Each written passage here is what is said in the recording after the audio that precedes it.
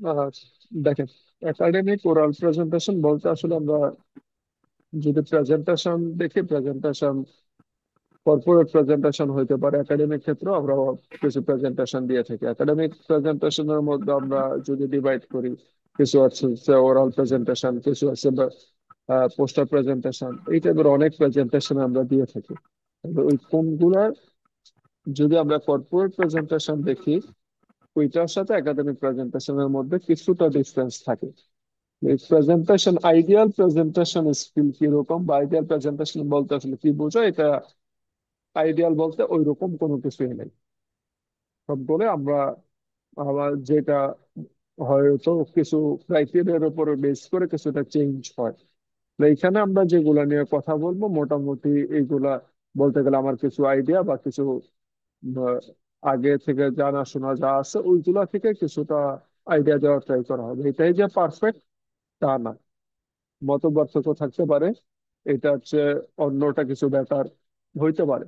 তবে মোটামুটি যে পয়েন্ট গুলো আমাদের জানা দরকার, যে পয়েন্ট গুলো আমাদের মেনে একটা ওরাল প্রেজেন্টেশন বা যে কোনো প্রেজেন্টেশন দেওয়া দরকার, ওইগুলো নিয়ে কিছুটা আলোচনা করা হবে। আর ওরাল প্রেজেন্টেশন বলতে আসলে কি বোঝায়? ওরাল প্রেজেন্টেশন বলতে অনেকটা আমি যে এখন কথা বলতেছি এটাই, যে আমি বারবারই কোনো কিছু বলে এক্সপ্লেন করে বোঝানো, যে কোনো কিছু ইনফরমেশন বা কমিউনিকে, এইটাকে আমরা বলি যে এরকম একটা কমিউনিকেশন মেথড যেখানে আমরা বারবারই কোনো কিছু প্রেজেন্ট করি। বারবারই প্রেজেন্ট করাটাকে আমরা ওরাল প্রেজেন্টেশন বলি। বারবার প্রেজেন্ট করতে গিয়ে আমরা হয়তো অনেক কিছুর সাপোর্ট নেই, অনেক কিছুর হেল্প নেই, যেরকম ইমেজ, ভিজুয়াল আর্টস বা টেকনোলজি, এগুলো হেল্প নেই। যেরকম এখন আমি প্রেজেন্টেশন যা ইনফর্ম করতে চাইতেছি, ওইখানে আমি কিছু পাওয়ার পয়েন্টের হেল্প নিলাম। এখানে হয়তো বা আমি কিছু ডায়াগ্রাম দেখাবো, কিছু ভিজুয়াল আর্টস, কিছু অ্যানিমেশন, কিছু অডিও, আবার টেকনোলজি হেল্প নিতেছি, আমরা জুম প্ল্যাটফর্ম ইউজ করতেছি। এই সবগুলাই হচ্ছে সাপোর্টিং স্টাফ।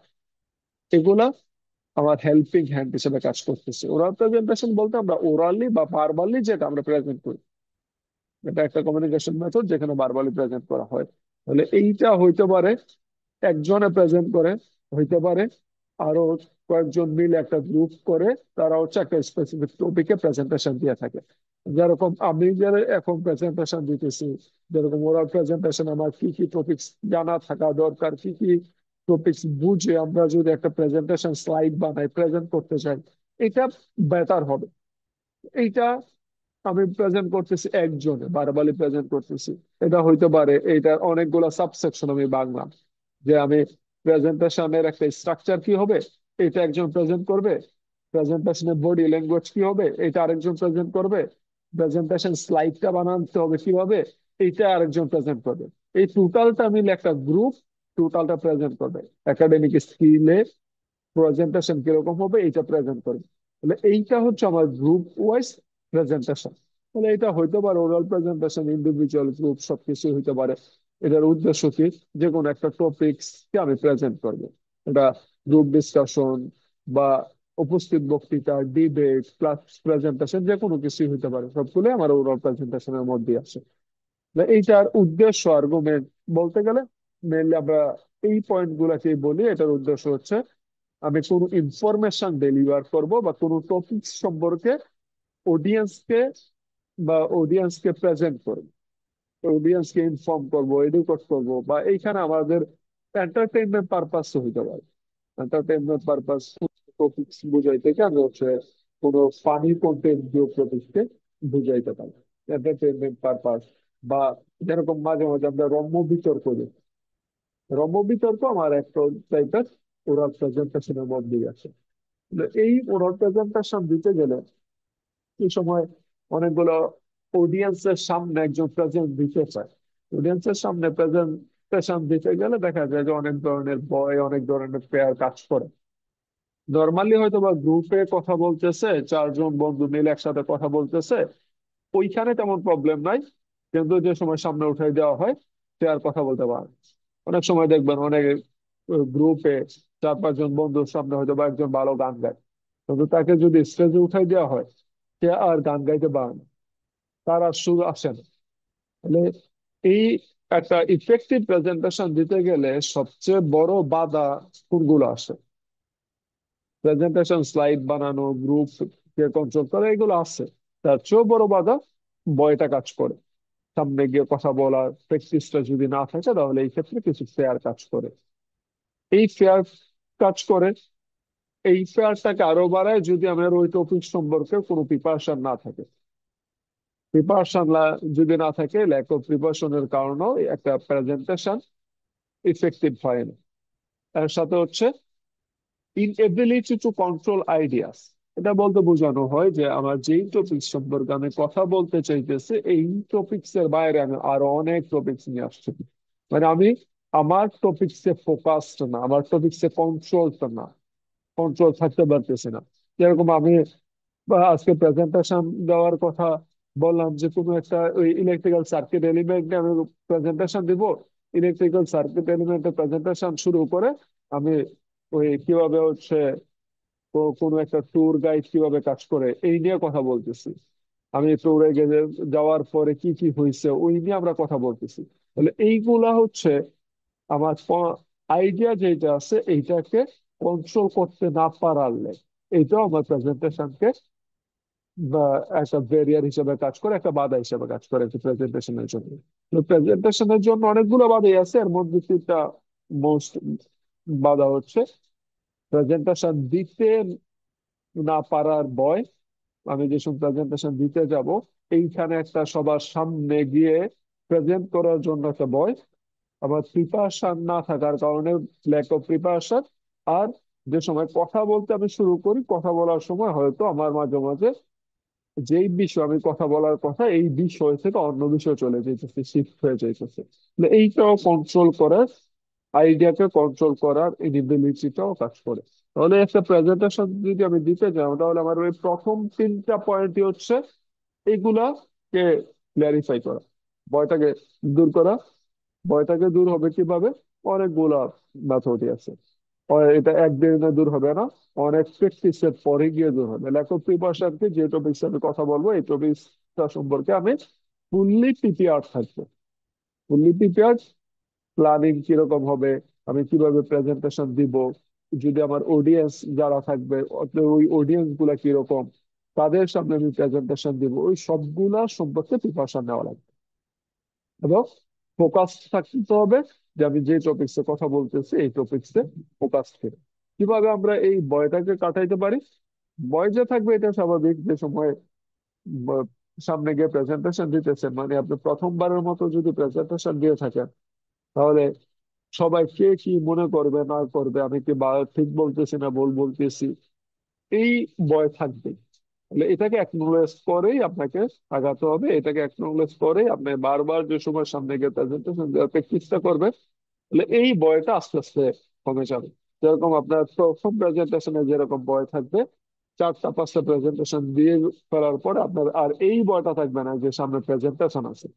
এখন যেরকম একটা ভয় আছে যে কালকে প্রেজেন্টেশন আছে, এটা যে সময় দুইটা সেমিস্টার তিনটা সেমিস্টার পরে চলে যাবে, ওইটার ওই ভয়টা থাকবে না। কারণ আপনার এই ভয়টাকে অ্যাকনোলেজ করে এটাকে কিভাবে ওভারকাম করতে হয় এই নিয়ে আপনি কাজ করতেছেন। এবং প্রিপারেশন আপনার নেওয়া লাগবে। প্রথম দিকে হয়তো বেশি প্রিপারেশন নেওয়া লাগবে, কারণ আপনার ভয় আছে, টপিক সম্পর্কে আপনার আইডিয়া কম। তাহলে ওই সব ধরনের প্রিপারেশনই নেওয়া লাগবে। কারণ প্রিপারেশন কত টাইপের প্রিপারেশন হতে পারে, কোন কোন বিষয়ে আপনার প্রিপারেশন দিবে, এইগুলো নিয়ে আমরা আস্তে আস্তে কথা বলবো। এবং প্রেজেন্টেশন দেওয়ার আগে আপনার অনেকবার প্র্যাকটিস করা লাগবে। যত বেশি প্র্যাকটিস করবেন, বলতে গেলে আপনার ওই এইটা ব্রেনে সেট হয়ে যাবে। ব্রেনে সেট হয়ে গেলে আপনার এই বইগুলো আর তেমন একটা ইফেক্ট করবে না। যেরকম মাঝে মাঝে ওই ক্রিকেটাররা দেখবেন যে যে শটটা ভালো খেলে, এই শটটা বল আসলে সে ওই শটেই চলে যায়। কারণ এটা হচ্ছে তার মাসেল মেমোরি হিসাবে কাজ করে, যে মাসেল মোটামুটি এটাকে অ্যাবজর্ব করে ফেলছে, মোটামুটি এটাকে মুখস্থ করে ফেলছে যে আমার এই বল এরকম আসলে আমার শট এরকম যাবে। সে যদি চায়ও না, ডিটারমাইন্ডও করে আমি অন্য শট খেলবো, তারপরও হাত অটোমেটিক্যালি ওইভাবেই চলে। এটা হচ্ছে মাসেল ব্রেন বা মাসেল মেমোরি হিসাবে বলা হয়। এইরকম যে সময় আপনি অনেকবার প্র্যাকটিস করবেন, অটোমেটিক্যালি এই ভয়টা আর তেমন একটা কাজ করবে না। শুরুতে যেরকম ভয় থাকবে, বারবার যে সময় প্রেজেন্টেশনের আগে সবগুলা পয়েন্ট নিয়ে আপনি প্র্যাকটিস করবেন, সবগুলা পয়েন্ট অ্যাকনোলেজ করে ওভারকাম করার জন্য প্র্যাকটিস করবেন, ওই বইটা তেমন একটা আর থাকবে না। এইগুলো হচ্ছে আমার ফেয়ারকে দূর করার ওয়ে। এবং সবসময় আপনার পজিটিভ থাকা লাগবে, এনথুজিয়াস্টিক থাকা লাগবে যে এই বইগুলো আপনার সবসময় ওভারকাম করতে পারবেন, আপনার প্রেজেন্টেশন ভালো হবে, কারণ আপনি ফুললি প্রিপেয়ার। আপনি অনেকবার প্র্যাকটিস করে আসছেন, যেটা প্র্যাকটিস করে আসছেন এইটাই আপনাকে প্রেজেন্ট করতে হবে, আর বাইরে কোনো প্রেজেন্ট করতে হচ্ছে না। তাহলে আপনার থিঙ্কিংটা পজিটিভ আসবে, পজিটিভ যে আপনি পারবেন, আপনার সবার সঙ্গে প্রেজেন্টেশন দিতে পারবেন। এই বইগুলোকে অ্যাকনোলেজ করে যে সময় থিঙ্কিং সবসময় পজিটিভ থাকবে, এইটা আপনাকে মোটিভেট করবে। যদি আপনার চিন্তা হয় যে না আমি কথা বলতে পারি না, আমি যে সময় সামনে যাব আমার মুখ দিয়ে কোনো কথা আসবে না, আপনার বয়স বাড়বে না, তাহলে ওইটা দেখা যাবে ওইটাই আপনার প্রেজেন্টেশনের সময় হবে। যদি আপনি চিন্তা করেন যে না আপনি পারবেন, তাহলে দেখবেন যে আপনার বয়টাও গাইতে যাবে, আপনার প্রেজেন্টেশনও ভালো হবে।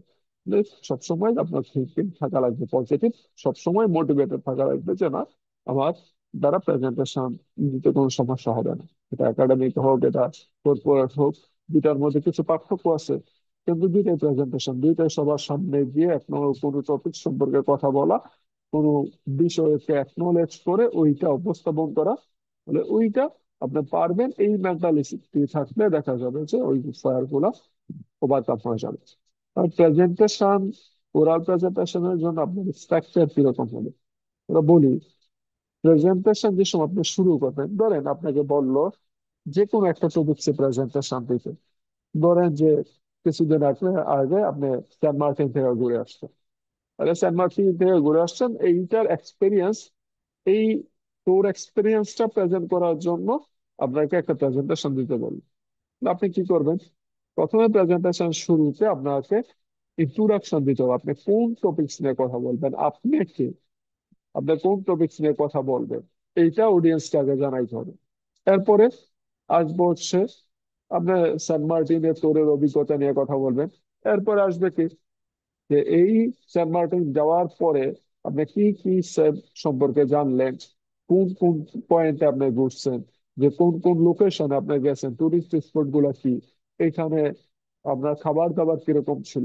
তাহলে এই যে এইগুলো হচ্ছে আপনার মেইন পয়েন্ট, যে আপনি কোন টুরিস্ট স্পটে গেছেন, কিভাবে যাতায়াত করছেন, কত টাকা খরচ হয়েছে, এটা আপনার কস্ট কিরকম, খাবার দাবার কিরকম ছিল, অ্যাকোমোডেশন কিরকম ছিল, এগুলো হচ্ছে এক একটা পয়েন্ট। এটা হচ্ছে মেইন পয়েন্ট, আপনার এক্সপিরিয়েন্সের মেইন পয়েন্ট। ইন্ট্রোডাকশন এগুলা থাকবে না, মেইন বডিতে এগুলা থাকবে। তাহলে মেইন বডিতে যে সময় আপনি কথা বলতে যাবেন, এইগুলাকে মেইন কন্টেন্টটা অনেকগুলা সাবসেকশনে ভাগ করা লাগবে। যেরকম আপনার টুরিস্ট স্পট গুলা নিয়ে কথা বলবেন, আপনার একে ফাইন্যান্সিয়াল কস্ট কিরকম হয়েছে এটা নিয়ে কথা বলবেন, আপনার কথা বলবেন হচ্ছে খাবার দাবার কিরকম ছিল, ওইখানের কালচার কিরকম, ওইখানে অ্যাকোমোডেশনের ব্যবস্থা কিরকম, এইগুলো নিয়ে কথা বলবেন।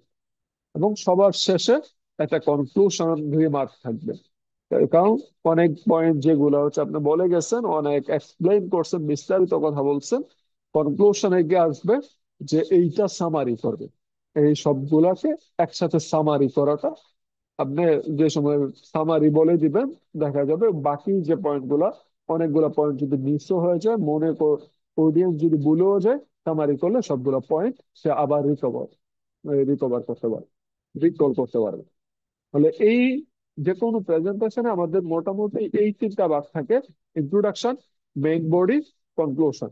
মানে ইন্ট্রোডাকশনে কি থাকবে, যে সময় আপনি প্রেজেন্টেশন দিবেন, ইন্ট্রোডাকশন নিয়ে থাকবে হচ্ছে আপনি প্রেজেন্টেশন দিতে আসছেন, সবার সামনে আসলেন, কোনো টপিকস নিয়ে কথা বলবেন, তাহলে আপনি শুরু করবেন কিভাবে? শুরু করাটাকে আমরা বলি কোনো একটা গ্রিডিং দিয়ে বা ওয়েলকাম নোট দিয়ে শুরু করা। যেরকম অনেকে শুরু করে গুড মর্নিং এভরিওয়ান বা হ্যালো এভরিওয়ান, এই যে অনেকে আবার সালাম দিয়ে শুরু করে, এগুলো হচ্ছে গ্রিডিং ওয়ার্ড। যে good morning everyone, I want to talk about this topics. মানে এই গ্রিডিং ওয়ার্ড যাওয়ার পরে আসবে আপনি কোন টপিকস নিয়ে কথা বলবেন, এই টপিকসটা সবাইকে জানানো, আপনি কি, আপনার টপিকস কি। তাহলে ইন্ট্রোডাকশনে আসবে আপনার পরিচয় আসবে, আপনি যদি ইন্ডিভিজুয়ালি প্রেজেন্টেশন দেন তাহলে আপনার পরিচয়টা আসবে, যদি গ্রুপে প্রেজেন্টেশন দেয় তাহলে আপনি বলবেন যে এই আপনার নাম এরকম, আপনার ডেজিগনেশন এটা, আপনার সাথে গ্রুপে তারা প্রেজেন্টেশন দিবে, অথবা এই প্রেজেন্টেশন রেডি করতে গিয়ে আমার সাথে ওরা কাজ করেছে, তাহলে তাদের ইন্ট্রোডাকশনটা আসলো। আমি প্রেজেন্টেশন কোন টপিক্সে দিব, প্রেজেন্টেশন টপিক্সটা ক্লিয়ার করে দিবেন। তাহলে গ্রেডিং এর গ্রেডিংটা হচ্ছে অডিয়েন্সের সাথে কানেক্টেড হওয়ার একটা মিডিয়াম।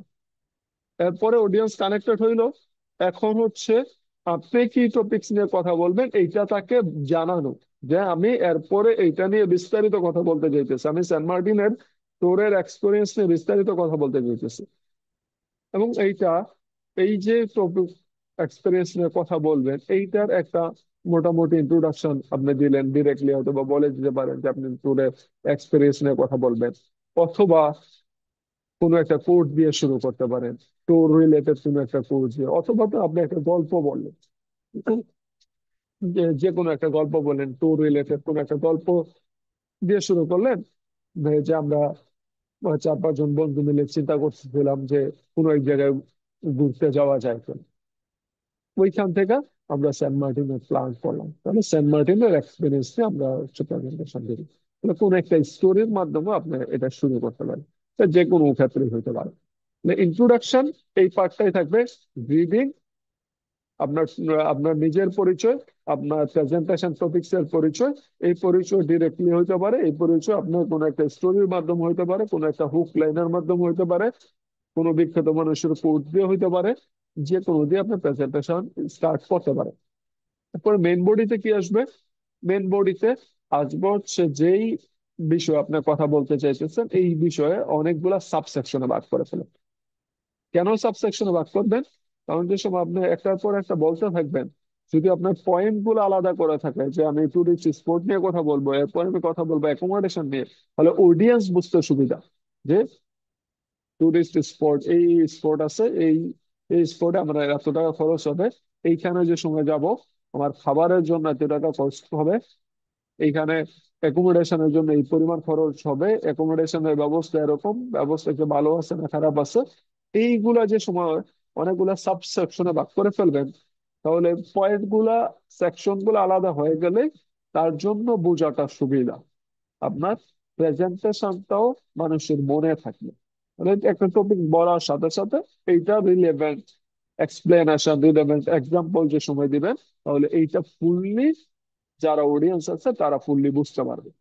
আপনার যে সময় টুরিস্ট স্পট নিয়ে কথা বলতেছেন, সেন্ট মার্টিনের চারাদ্বীপ নিয়ে যাবেন কথা বলতেছেন, চারাদ্বীপ নিয়ে আপনার এক্সপিরিয়েন্স কি, এইটা নিয়ে কেন আপনি ওই স্পোর্টে কেন গেলেন, ওই স্পোর্টস দেখতে কিরকম, এখানে যাতায়াত কিরকম ছিল, ওইগুলোর এক্সপ্লেনেশন সাথে যদি এক্সাম্পল দিয়ে দেন, তাহলে তার জন্য বুঝতে সুবিধা। তাহলে মেইন বডিতে আসবো হচ্ছে মেইন বডি, যেটা এখানে অনেকগুলো সাবসেকশনে ভাগ হয়ে যাবে। যেরকম এইখানেও যেসব আমি কথা বলবো একাডেমিক প্রেজেন্টেশন স্কিল নিয়ে আমরা কথা বলতেছি, আমার অনেকগুলো সাবসেকশনে ভাগ আছে। স্ট্রাকচার অফ ওরাল প্রেজেন্টেশন, এরপর হয়তো আমি বলবো বডি ল্যাঙ্গুয়েজ কিরকম হবে, এরপর হয়তো আমি বলবো পাওয়ার পয়েন্ট স্লাইড বানাবে কিভাবে। ওই যে আলাদা আলাদা সেকশনে আমি ভাগ করে ফেলছি, তাহলে এইটার পরে আরেকটা আসবে, আরেকটার পরে আরেকটা আসবে, তার জন্য বোঝার সুবিধা। যদি আমি এই স্ট্রাকচারটা আলাদা না করতাম, শুধুমাত্র একটা একসাথে একটার পর একটা বলে গেলাম স্ট্রাকচার ও প্রেজেন্টেশন, ওরাল প্রেজেন্টেশনের জন্য আমার স্ট্রাকচার কিরকম হবে, এটার পরে বললাম হচ্ছে এই ফাংশনাল ল্যাঙ্গুয়েজ কিরকম হবে, এরপরে আবার আসলাম মেন বডি কিরকম হবে, তাহলে বুঝতে, কানেক্ট করতে, অডিয়েন্স কানেক্ট করার জন্য তার জন্য টাফ হয়ে যাবে। যার কারণে মেইন বডিটাকে আমি যতটুকু সাবসেকশনে বাংলায় সুবিধা হবে অতগুলা সেকশনে ভাগ করব। এরপরে কনক্লুশনে, কনক্লুশন যেগুলো আমি এতক্ষণ ধরে যা বলছি এইখান থেকে জাস্ট এইখান থেকে সামারিটা নিয়ে আসবো, নতুন কোনো পয়েন্ট আমি কনক্লুশনে আনবো না। কনক্লুশনে থাকবে কি, থাকবে আমি এতক্ষণ যা বলছি মেইন বডিতে যা বলছি এইখান থেকে যেগুলা গুরুত্বপূর্ণ পয়েন্ট, এই পয়েন্ট গুলা সামারি করে দেবে। সামারি করে আমার সাম আপ অংশটা আসবে কনক্লুশনে। তারপরে অডিয়েন্স এতক্ষণ ধরে আপনার কথা শুনছে, মূল্যবান সময় ব্যয় করছে, তার জন্য আপনি তাকে থ্যাংক ইউ নোট দিতে পারেন, অডিয়েন্সকে ধন্যবাদ দিতে পারেন। এবং এই টপিকস আপনি এক্সপ্লেন করার পরে তাদের কোনো কোশ্চেন আছে কিনা এইটাও আপনি জানতে চাইতে পারেন। তাহলে এইটা হবে আমার যে কোনো প্রেজেন্টেশনে প্রিপারেশন যা নিব এর আগে আমার এই তিনটা পয়েন্টকে আলাদা করবো। একটা ইন্ট্রোডাকশন, মেইন বডি, কনক্লুশন। ইন্ট্রোডাকশনে আমি ইন্ট্রোডিউস করবো নিজেকে, ইন্ট্রোডিউস করবো কোন টপিকসে কথা বলবো। মেইন বডিতে সবগুলো পয়েন্টকে সম্ভব হলে অনেকগুলো সাব সেকশনে ভাগ করব। প্রতিটা সেকশন আমি এক্সপ্লেন করার সাথে সাথে তার এক্সাম্পল দিব, এক্সপ্লেনেশন দিব। কনক্লুশনে যাওয়ার পরে নতুন কোনো টপিকস আসবে না, আগের টপিকস গুলাই, সামারি গুলা বা যেগুলো গুরুত্বপূর্ণ পয়েন্ট এগুলো আবার রিকল করে দেবো। অডিয়েন্সকে ধন্যবাদ। এর সাথে কোশ্চেন অ্যান্সার সেশন যদি থাকে তাহলে কোশ্চেন অ্যান্সার সেশন হবে। এটা হচ্ছে স্ট্রাকচার। তাহলে আমি এই প্রেজেন্টেশন প্ল্যানিং থেকে এই স্ট্রাকচারটা হচ্ছে আমরা কি প্রেজেন্ট করবো এইটা। এই প্রেজেন্টেশন দিতে হলে তো আমাকে আগে প্ল্যানিং করা লাগবে, এরপরে প্রেজেন্ট করা লাগবে, এরপরে আসবে কোশ্চেন সেকশন।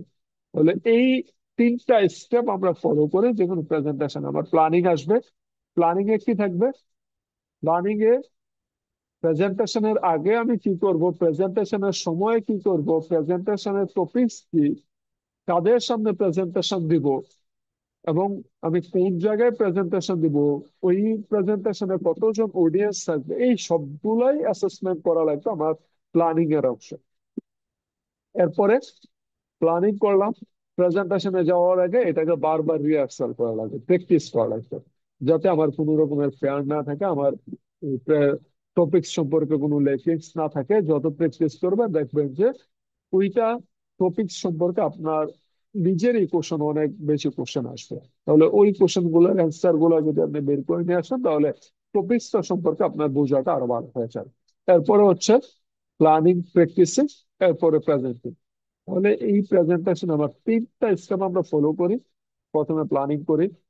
প্ল্যানিং বলতে A to Z, শুরু থেকে শেষ। আমি আগে প্রেজেন্টেশন দেওয়ার আগে কি করব, কি কোনটার জন্য কিভাবে প্রিপারেশন নিব, কোন টপিক্সে কথা বলবো, টপিক্সটাকে সাবসেকশন আমি কিভাবে ভাগ করবো, ওই সবগুলোই প্ল্যানিং এর অংশ থাকবে।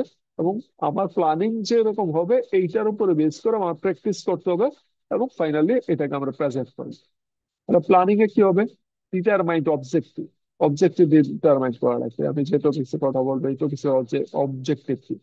কন্টেন্ট এন্ড অর্গানাইজেশন স্ট্রাকচার, যে যে টপিক্সে কথা বলতেছে এটা হচ্ছে আমার কন্টেন্ট, কিভাবে অর্গানাইজ করব, এইটা স্ট্রাকচার কিরকম হবে, এইগুলা প্রেজেন্ট করা লাগবে।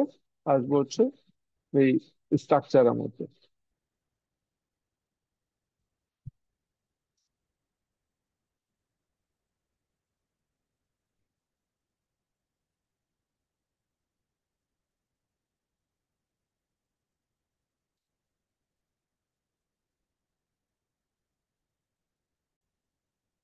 প্ল্যানিং এর মধ্যে আমার অবজেক্টিভ থাকবে, কন্টেন্টের স্ট্রাকচার কিরকম হবে, কোন টপিকস এর পরে কোন টপিকস আসবে, এগুলা অর্গানাইজ করব। এরপরে অডিয়েন্স অ্যানালাইসিস। অডিয়েন্স অ্যানালাইসিস বলতে বোঝানো হয় যে আমি কাদের সামনে প্রেজেন্ট করব। আপনার সামনে যে সময় এক্সপিরিয়েন্স মানুষ থাকবে, যারা অলরেডি এই টপিক সম্পর্কে ভালো জানে, ধরেন যে ট্যুর গাইড যারা আছে তারা আপনার সামনে আছে, তাদের কাছে আপনি যেভাবে প্রেজেন্ট করবেন, স্কুলে যারা প্রাইমারি স্কুলে পড়ে তাদের সামনে কি আপনি একইভাবে প্রেজেন্ট করবেন? যারা অনেকবার সেন্ট মার্টিন ঘুরে আসছে তাদের সামনে যেভাবে প্রেজেন্ট করবেন, যে কোনোদিনই সেন্ট মার্টিনে যায় নাই, কোনো সমুদ্র দেখে নাই, তার সামনে কি সেভাবে প্রেজেন্ট করবেন? আবার প্রেজেন্টেশন যে সময় দিতেছেন, এখানে হয়তো কিছু আছে, এক জায়গায় প্রেজেন্টেশন দিতেছেন যারা হচ্ছে আপনাকে এক্সপার্ট হিসেবে নিয়ে আসছে, আপনি তাকে যা বলবেন সে এটাই শুনবে। আরেকটা জায়গা হচ্ছে আপনি যা বলতেছেন এটার উপরে মার্কিং হচ্ছে, এটার উপরে কিছু এক্সপার্টের সামনে প্রেজেন্টেশন দিতেছেন, হয়তো 10 জন এক্সপার্টের সামনে প্রেজেন্টেশন দিতেছেন। আরেকটা সিনারি হচ্ছে 100 জন অডিয়েন্সের সামনে আপনি এই টপিকসটা ইনফর্ম করতেছেন। তাহলে দুই জায়গায় আপনার সেম রকমের প্রিপারেশন হবে। এক্সপার্ট যে সময় প্রেজেন্টেশন, এক্সপার্টের সামনে প্রেজেন্টেশন দিবেন, তখন আপনার ওই ইন্ট্রোডাকশন পার্ট যে জায়গায় অনেক বেশি বোঝানো লাগবে অত লাগবে না, কারণ সে অলরেডি এগুলো ভালো জানে। আপনার সে দেখবে অ্যানালাইসিস কিরকম, ইন্টারপ্রিটেশন কিরকম, এইগুলা সে ভালো দেখবে, দেখতে চাইবে। তাহলে অডিয়েন্স কিরকম, আবার যে সময় 1,000 মানুষের সামনে কথা বলবেন, এর জন্য যেরকম প্রিপারেশন লাগবে 10 জনের জন্য সেম প্রিপারেশন হবে না। আপনার বয়সও চেঞ্জ করা লাগতে পারে, আপনার কথা বলার অঙ্গভঙ্গিও চেঞ্জ করা লাগতে পারে। 1,000 জনের সামনে যে সময় কথা বলবেন, আপনার সামনে সবাই হয়তো আপনাকে দেখবেন। ও যদি দেখতে হয় ছোটখাটো বিষয়গুলো আপনার আরো এমফাসাইজ করে বলা লাগবে, তাহলে এই অডিয়েন্স কারা, এই অ্যানালাইসিসটাও করা লাগবে।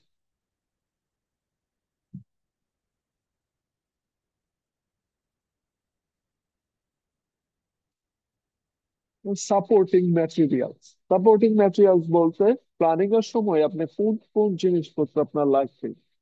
যেরকম আমি যে সময় প্রেজেন্টেশন দিতে আসছি, এখানে আমি চাইলে মুখে এই কথা বলে সবকিছু এক্সপ্লেন করতে পারতাম, কিন্তু তার সাথে সাথে আমি একটা পাওয়ার পয়েন্ট স্লাইড নিয়ে আসছি, যাতে আমি যা বলতেছি এইটা আপনার সামনে কিওয়ার্ড গুলো আপনার সামনে থাকে।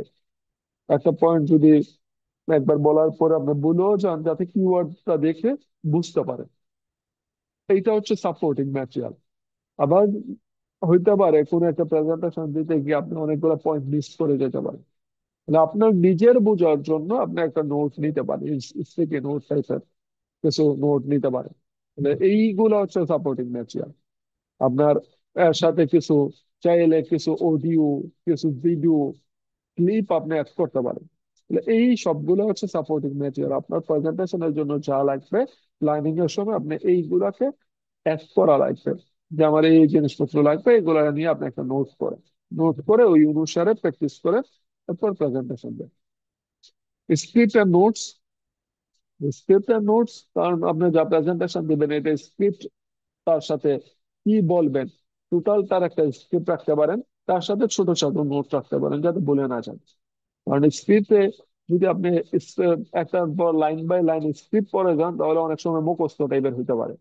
এই জন্য ভালো হচ্ছে আপনি কি পয়েন্ট গুলাকে কিছু একটা নোট রাখেন, স্টিকি নোট রাখেন, ওইটা নিয়ে আপনি নিজের মতো করে এক্সপ্লেন করেন। অনেক সময় দেখা যায় যারা প্রেজেন্টেশন দিতে আসে, সামনে এসে স্লাইডে তাকায়, স্লাইডে তাকায় রিডিং পড়া শুরু করে। সে অডিয়েন্স সামনের দিকে, কিন্তু সে পিছনে প্রজেক্টরে স্ক্রিনে সে রিডিং করতেছে, রিডিং করতেছে, এটা অডিয়েন্সের সাথে তার কোনো কানেকশন নেই।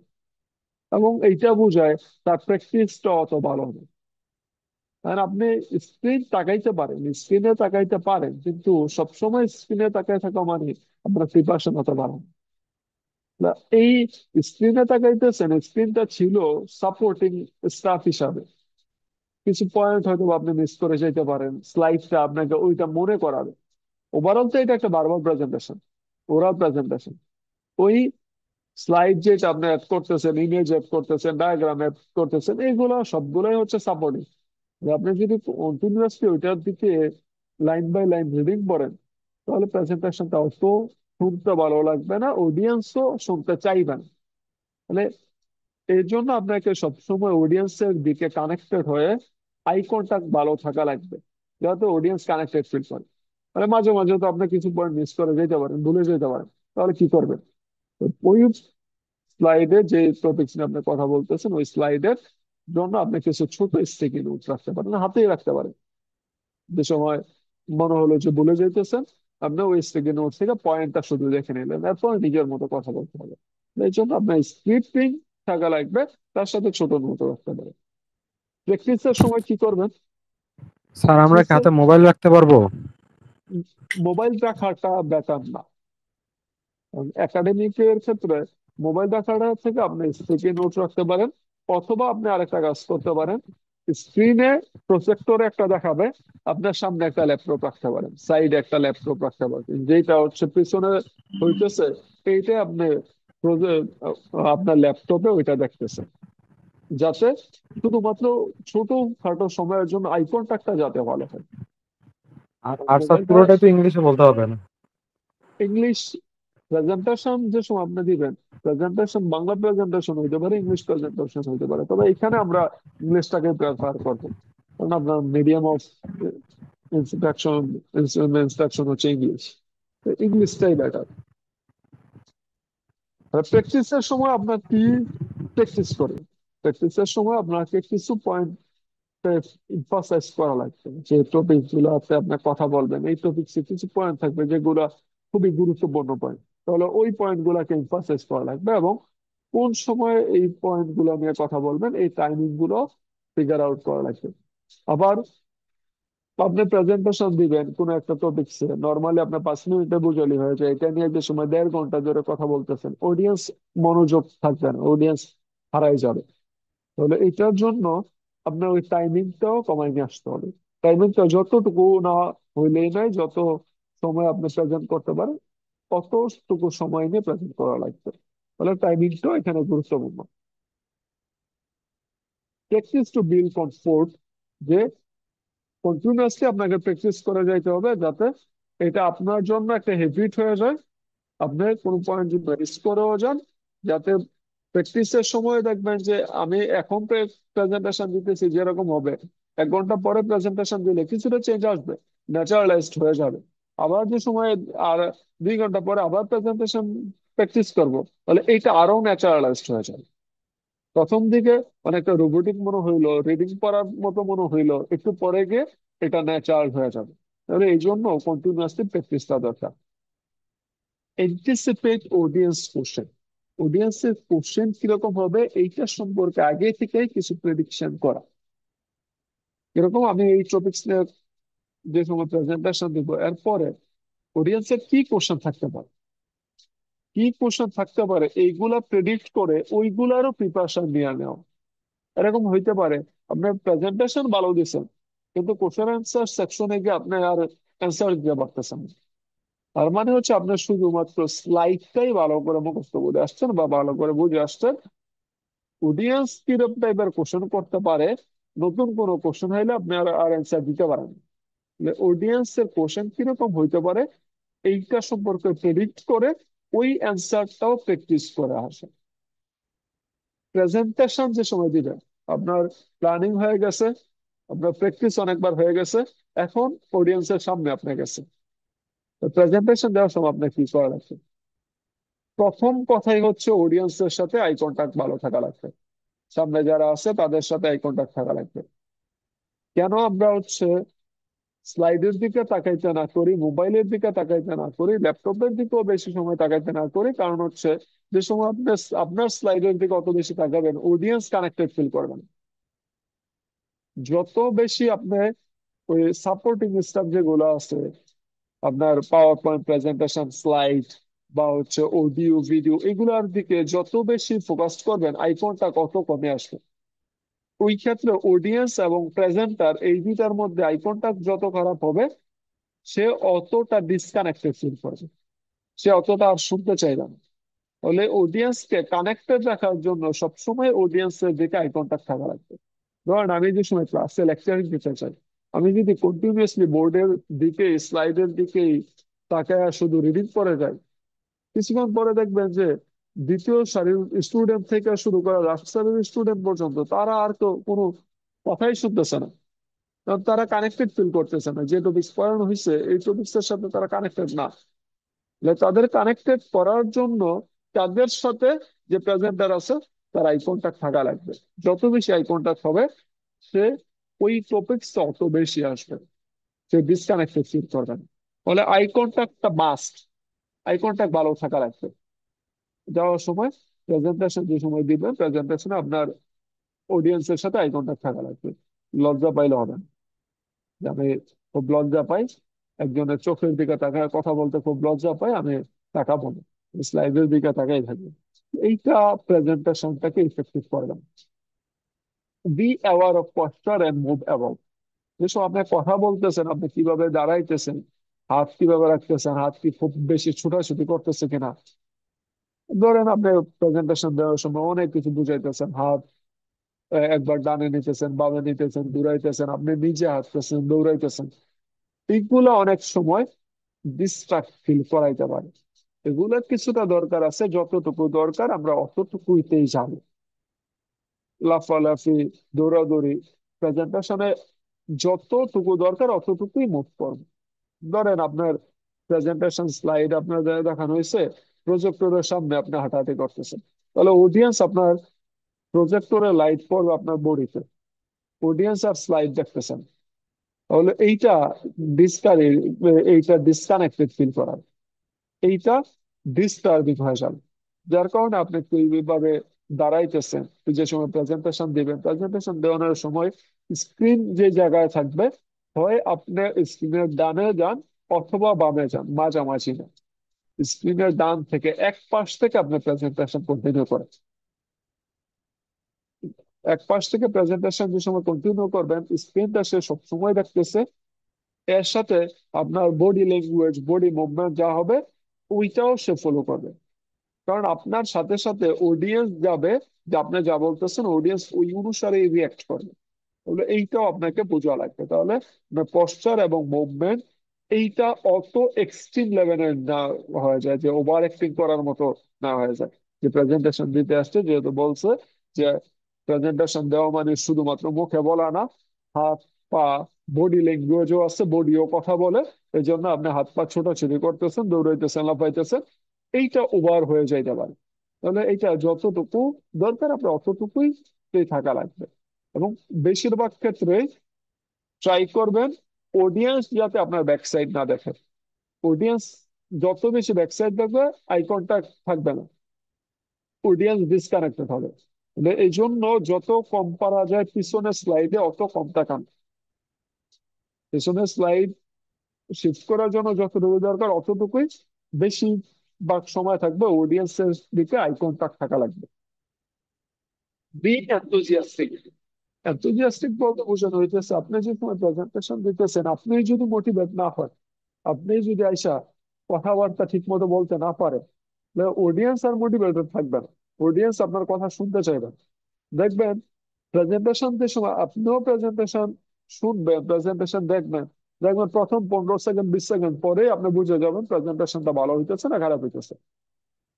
30 সেকেন্ড পরেই দেখা যাবে, ভালো হইলে আপনি শুনতে চাইবেন, যদি খারাপ হয় মানে সে নিজেই একটু এনার্জি ডাউন থাকে, সে নিজেই অতটা কনফিডেন্ট না, ওই প্রেজেন্টেশন আপনি নিজেও শুনতে চাইবেন না। তাহলে এই এনথুজিয়াস্টি আপনাকে থাকা লাগবে। আপনার টপিক সম্পর্কে প্রিপারেশন ভালো থাকা লাগবে, এবং এইটা যে গুরুত্বপূর্ণ, এইটা যে হেল্পফুল, এই টপিকসটা যে সবার জানা দরকার, এইটা আপনি নিজের মধ্যে ধারণ করে বাকিদের এটা বুঝাইতে হবে। এইটা আপনার এনার্জি দিয়ে দেখাইতে হবে, আপনার বডি ল্যাঙ্গুয়েজ, কথা বলার স্টাইল, ওইগুলা দিয়ে দেখাইতে হবে, আই কন্টাক্ট থাকা লাগবে। এবং যতটুকু পারা যায় মুখে স্মাইল রাখা। যত গম্ভীর কথা বলবেন, অডিয়েন্স ততটা ডিসকানেক্টেড ফিল করবে। এই জন্য দেখবেন মাঝে মাঝে যে সময় আমি ক্লাসে ঢুকি, অনেক স্টুডেন্ট বলে স্যার আপনি নর্মালি হাসি খুশি থাকেন, কিন্তু আজকে মনে হইতেছে আপনি খুব গম্ভীর, দেখতে ভয় লাগতেছে। তাহলে এইটা অডিয়েন্সের সাথে ডিসকানেক্টেড ফিল করে। তাহলে তার মানে এই না যে খুব বেশি হাসাহাসি করবেন, যতটুকু পারা যায় পজিটিভ ভাইব রাখা, স্মাইল দিয়ে পজিটিভ ভাইবটা রাখা। তো প্রেজেন্টেশন দেওয়ার সময় ডিফাইন ইনফরমেশন ইনটু চাঙ্কস, যে ইনফরমেশন গুলোকে অনেকগুলা সেক্টরে ভাগ করে এরপরে প্রেজেন্ট করা। Utilise multiple sensory channels. Utilise multiple sensory channels বলতে আসলে বুঝাইতেছি ওরাল প্রেজেন্টেশন, আমি সব কিছু ওরালি বারবারই প্রেজেন্ট করব, এইটা আমার একটা সেন্সরি চ্যানেল। এর সাথে আমি স্লাইড দিতেছি, এইটা আমার আরেকটা সেন্সরি চ্যানেল। এর সাথে হয়তো বা আমি যে কথা বলতেছি, আমার হাতের মুভমেন্ট, আমার চলাফেরার মুভমেন্ট, এইটা আমার আরেকটা সেন্সরি চ্যানেল। তাহলে প্রেজেন্টেশন দেওয়ার সময় আমি তিনটারই সমন্বয় করবো, তিনটাকেই আমি ইউজ করবো। রোবটের মতো এক জায়গায় দাঁড়িয়ে আমি শুধুমাত্র বলে গেলাম, তাহলে এইটা অতটা ইন্টারেক্টিভ হবে না। তাহলে এই জন্য সেন্সরি চ্যানেল যেগুলো আছে, যেগুলা আইডেন্টিফাই করা যায়, আমি কথা বলা, অডিও চ্যানেল, প্রেজেন্টেশন যে স্লাইডটা আমরা ইউজ করতেছি এইটা একটা চ্যানেল, আমার যে বডি ল্যাঙ্গুয়েজ এটা আরেকটা চ্যানেল। তাহলে এই সবগুলাকে আমরা ইউজ করবো। আমার বডি ল্যাঙ্গুয়েজও থাকবে, পজিটিভ থাকবে, স্লাইডটাও ভালো থাকবে, তার সাথে আমি যা কথা বলবো এগুলো অর্গানাইজড হবে। তাহলে এই তিনটাকে আমরা ইউজ করবো। Slow down speech include pauses. যে সময় আপনি প্রেজেন্টেশন দিবেন, আপনি যদি খুব ফাস্ট বলে যেতে থাকেন, একটার পর একটা খুবই ফাস্টলি বলে যেতেছেন, তাহলে অডিয়েন্স সবকিছু নাও ধরতে পারে। একটা বলে গেলেন, সাথে সাথে আর একটা শুরু করে দিলেন, আর এক টপিক্স নিয়ে কথা বলা শুরু করে দিলেন, এবং খুবই ফাস্টলি, যে সময় আপনি খুব নার্ভাস থাকবেন ওই সময় দেখবেন যে মাঝে মাঝে এরকম হইতে পারে খুবই ফাস্ট কথা বলতেছেন অথবা খুবই স্লো কথা বলতেছেন। এই- এইটা ডিস্ট্রাকটিভ হতে পারে, এটা ডিসকানেক্টেড ফিল করাবে, প্রেজেন্টেশনটাকে ভালো রাখতে হবে। এই জন্য আপনার কাজ হচ্ছে একটা মিনিমাম পেসে কথা বলা। খুব ফাস্টলি বলা হচ্ছে, কিছুটা স্লোলি বলা বেটার। নর্মালি যা কথা বলেন খুবই ভালো প্র্যাকটিস করে আসলে ন্যাচারালি আপনি যেভাবে বলেন এইভাবে আসবে। যদি এভাবেও না পারেন, নার্ভাস থাকেন, তাহলে যে খুবই ফাস্ট না বলে অন্তত কিছুটা স্লোলি বললেও সমস্যা নেই। নর্মাল থেকে কিছুটা স্লোলি বললে হবে। Include pauses. পজেস বলতে যে একটা টপিকস বলার পরে আপনার কিছুটা সময় পজ নেই, 30 সেকেন্ড পজ দিয়ে নতুন একটা টপিকস আসে। তার মানে বুঝাবে আপনি একটা টপিক শেষ করে ফেলছেন, এখন নতুন আরেকটা টপিক আসছে, নতুন একটা পয়েন্ট শুরু হবে। তাহলে এই পজ গুলা প্রেজেন্টেশন দেওয়ার ক্ষেত্রে আমার বেটার হেল্প করবে। যদি আমি মাঝখানে কোনো পজ না দিই, একটা প্যারার পর আরেকটা পড়ার মধ্যে যদি কোনো পজ না থাকে, তাহলে মনে হবে সবটাই আসলে একটা টপিক। তাহলে ভিন্ন ভিন্ন যে সেকশন গুলো আপনি বডি প্যারাগ্রাফ আলাদা করছেন, এগুলো আইডেন্টিফাই করতে পারবেন। তাহলে এইগুলো একটু মেনে চলা লাগবে। Calibrate voice volume.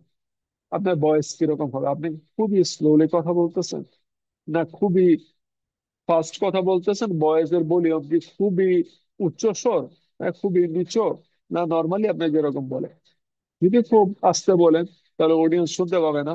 যদি খুব জোরে জোরে বলেন মনে হবে যে সে আসে চিল্লাইতেছে, কোনো প্রেজেন্টেশন দিতেছে না, সে চিল্লাচিল্লি করতেছে, রাজনৈতিক ভাষণ যেরকম হয়। ওই রকম করা যাবে না।